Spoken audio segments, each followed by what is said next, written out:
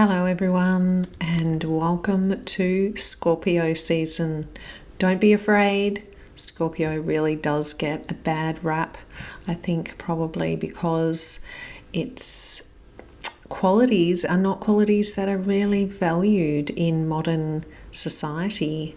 It's qualities of deep intuition and diving into our emotions and experiencing and expressing them in very passionate ways is just not something that we are encouraged to do.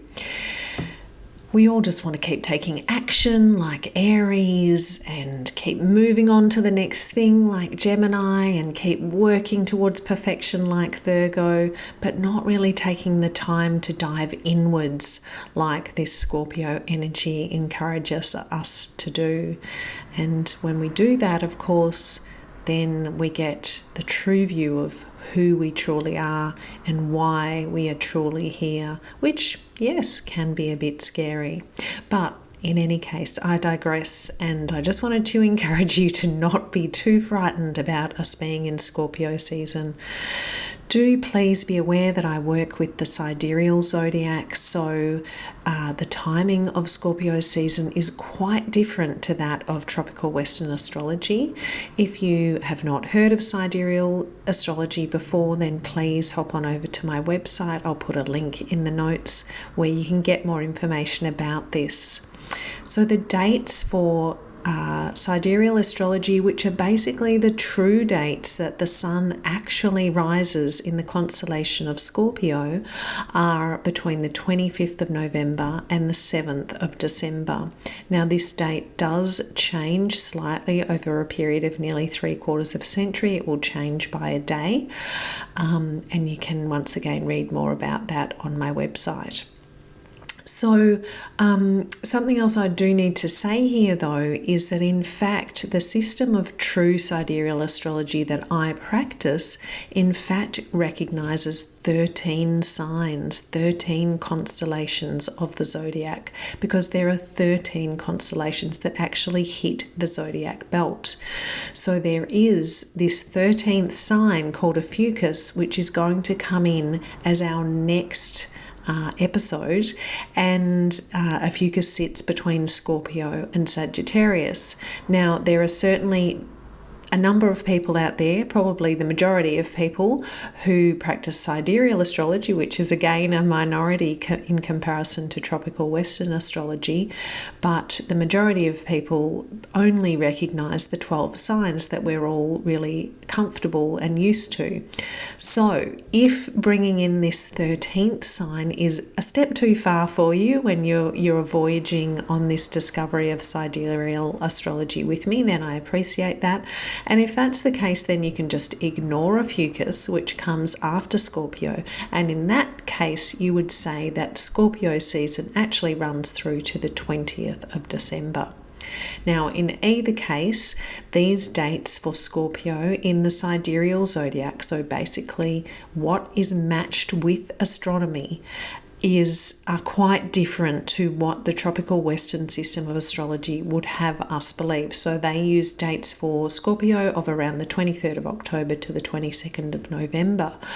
Now, this can mean that you might feel quite a bit discombobulated by the idea of completely different dates for Scorpio. And if you in fact fit into Scorpio in those tropical Western dates and you're quite attuned with that Scorpio part of yourself and you really see yourself as a Scorpio, then it's probably because Scorpio is still really big in your chart. So it may be that you have a Scorpio moon, that you have a Scorpio rising, that you have a number of planets in Scorpio. So 2 or more planets in Scorpio we call a stellium in astrology, and that means it's a big energy for you.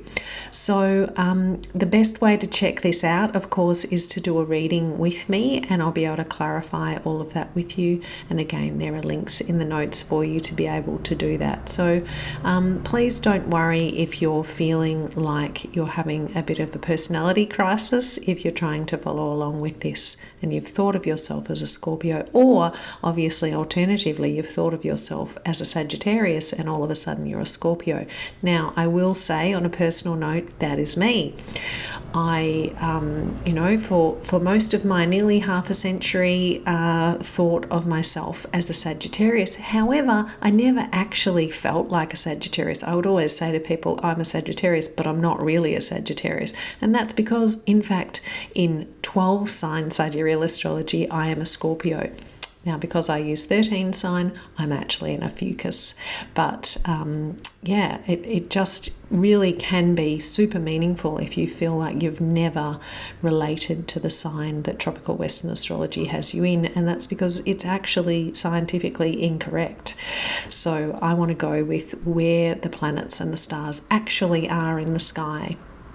So who really needs this information that I'm about to give you about Scorpio? Certainly people who were born between November the 24th, and I'm saying that because we're allowing an extra day in case it's somebody who is quite elderly and they were born on November the 24th, but at that time, that was when the sun was rising in Scorpio, because it changes over that 3/4 of a century.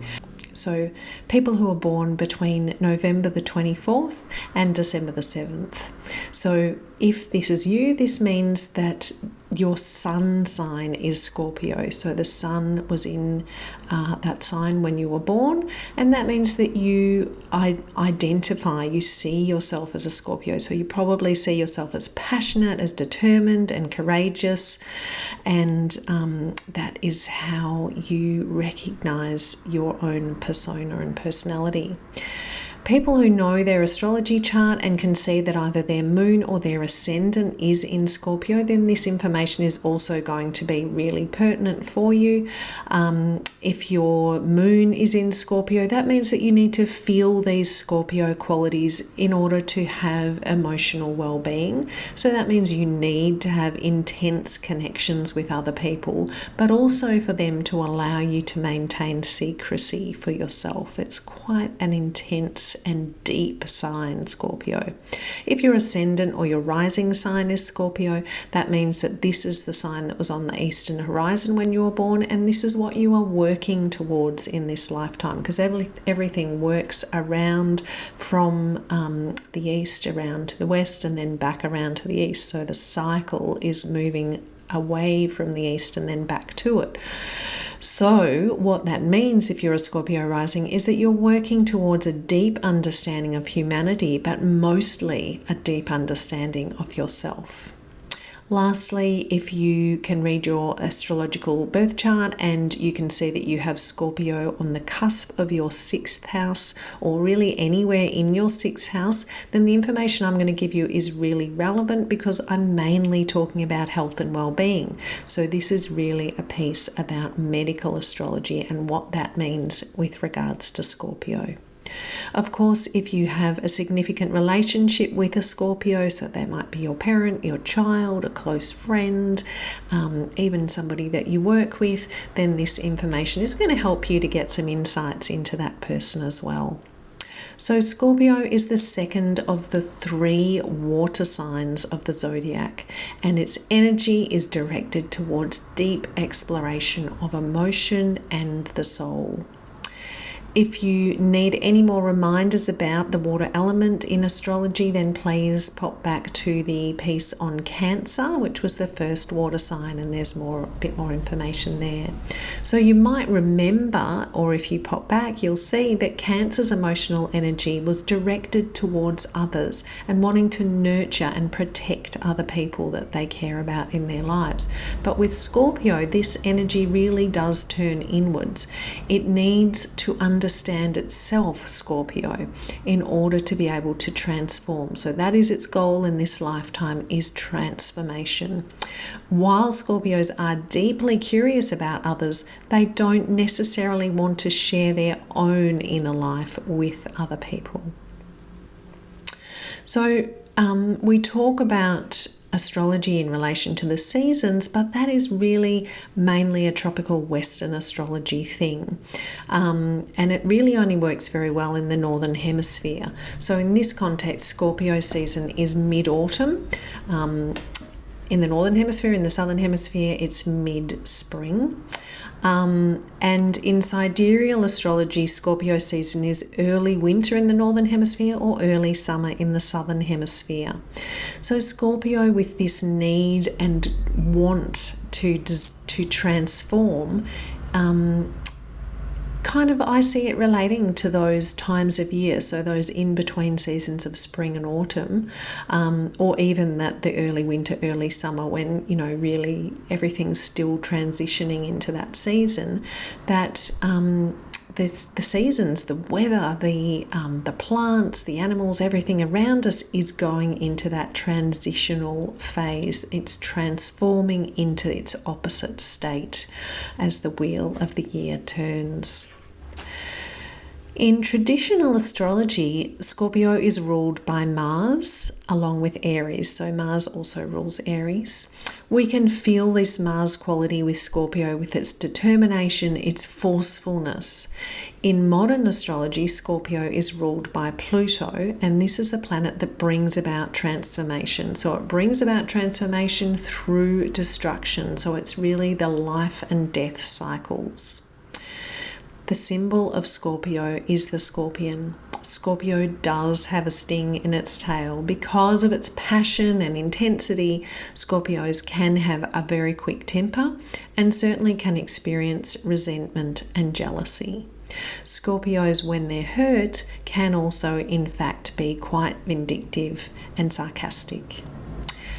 Just a note too on the modern and traditional astrology rulership. So I like to use both of those. I like to look at both of those energies because I think they're both relevant.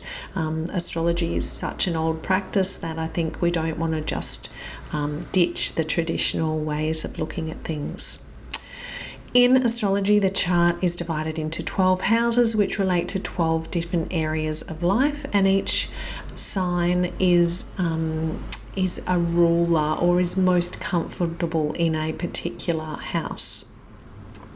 And that means that in that particular area of life, they're particularly comfortable. Scorpio is the 8th sign and it rules the 8th house. And this is perfect because the 8th house is our house of transformation.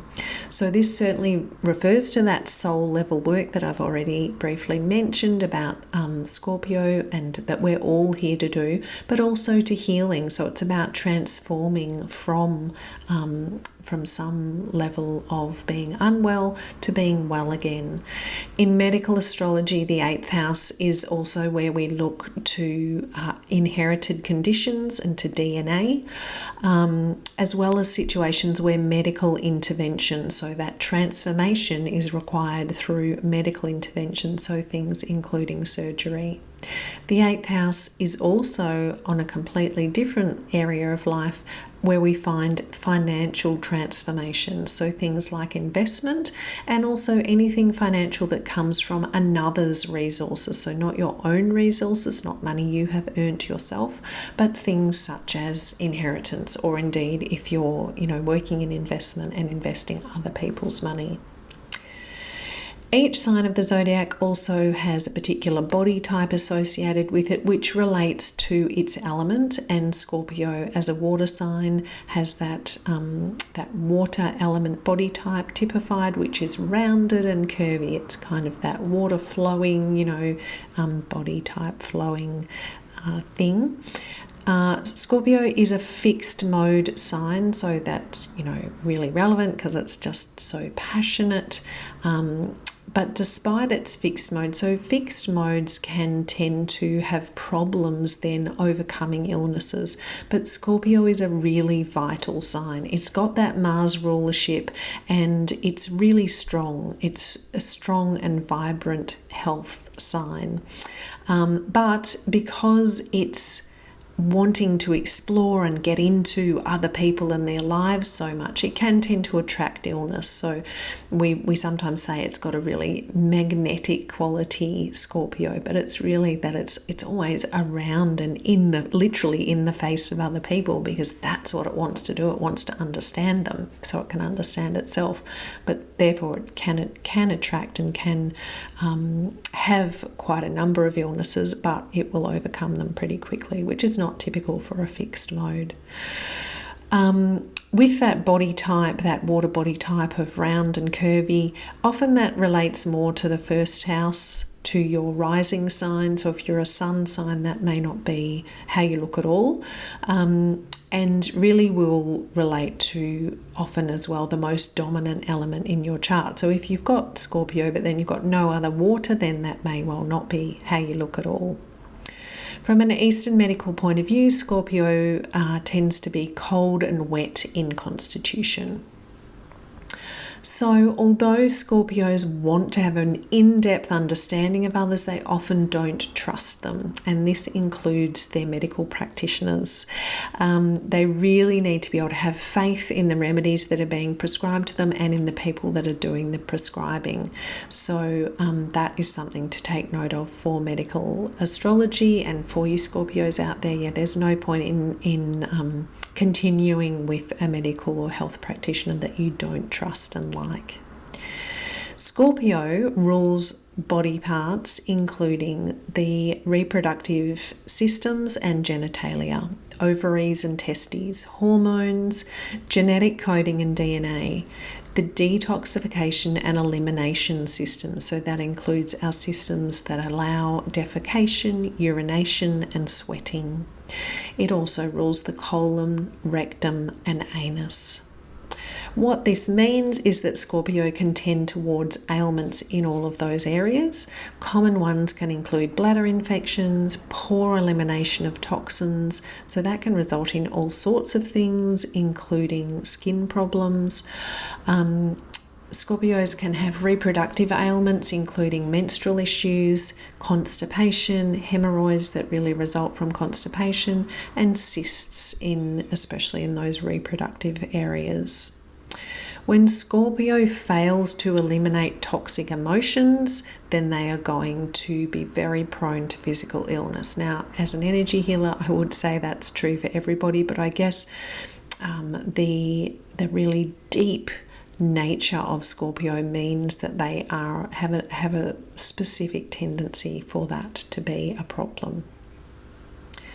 So as you probably know by now, I do love to talk about the chakras, the essential energies of our systems, which we each have 7 major ones, and love to think about how astrology fits in with that. So with Scorpio, it really relates strongly to our second chakra, or what I call the creation energy, and also to the 6th chakra, or what I call the insight energy. And 6th chakra is also known as our third eye.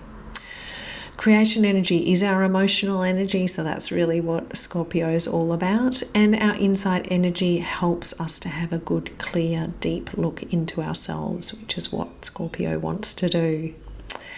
So let's talk about some remedies, some approaches for health and well-being for Scorpios from my 5-star well-being perspective.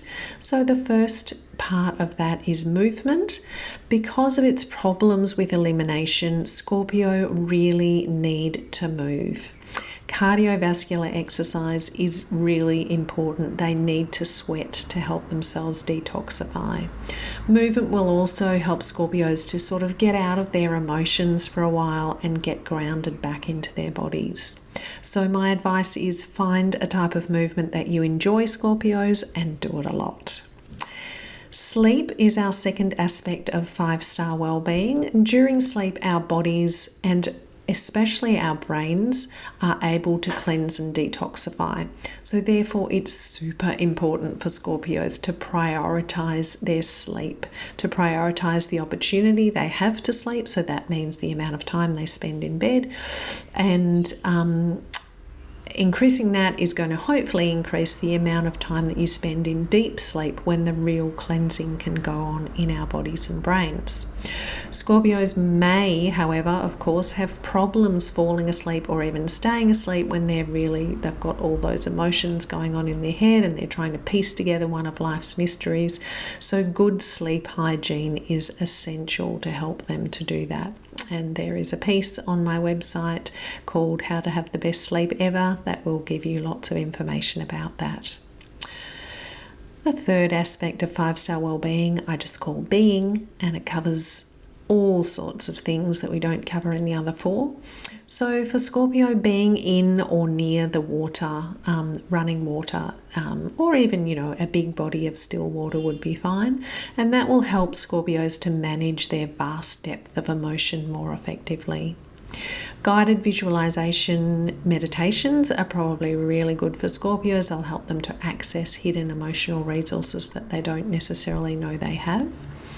Energy healing, really important, because we are talking about those emotional things that can get trapped in the body, and that's where energy healing is absolutely fabulous.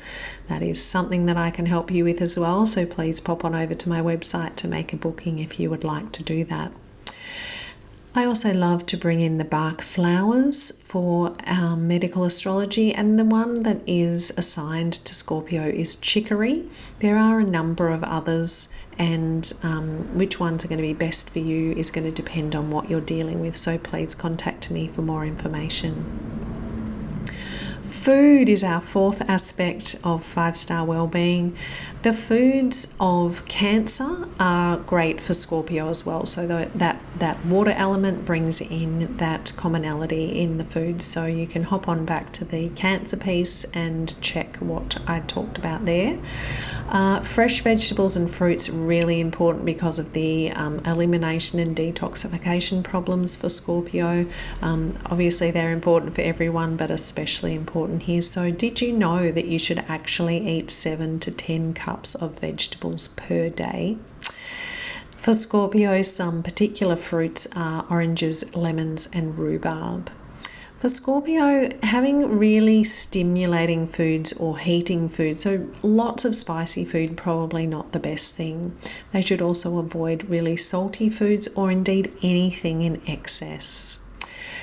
Alcohol and drugs, not a friend to Scorpio. They're, highly toxic for everybody, but again, because of those problems with removing toxins, not a good thing for Scorpio to indulge in very much at all. Staying well hydrated is critical. They need to be pushing all that water through their body to help eliminate toxins. So something that, again, is important for everybody, but especially our Scorpios out there. Fasting and elimination diets can be great because they can help the body to detoxify. That's certainly something that I can help you with as well if you want more information about that. Some other fruits and veggies that are particularly good for Scorpio are the ones that are dark red in colour. So things like beetroot, plums, cherries, red cabbage and pomegranate are some that come to mind.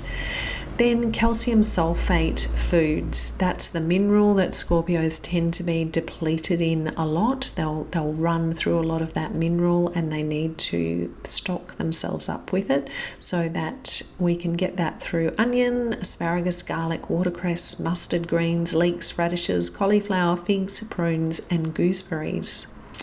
Some herbs for Scorpio to make sure they're eating regularly are parsley, chives and dandelions.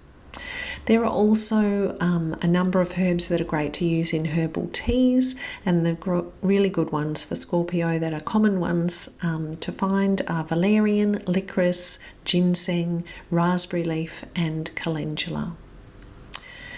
Then we move to our last topic of 5-star well-being, and that is surroundings. And the main thing that I like to talk about, other than of course that, as I mentioned before, Scorpios should be around water as much as possible, essential oils, because these can help us to access all the different levels of well-being, mental, physical, spiritual, emotional, and so are going to be really beneficial for Scorpios. There's quite a few I've got listed and you can read about them all in my blog on Scorpio. But just to run them off in case they're one that you've got in your cupboard: black pepper, cypress, melissa, vetiver, lemongrass, wintergreen, thyme, geranium, cypress and cassia. I hope that was really useful information for you. Enjoy this short, deep dive in Scorpio season and be well.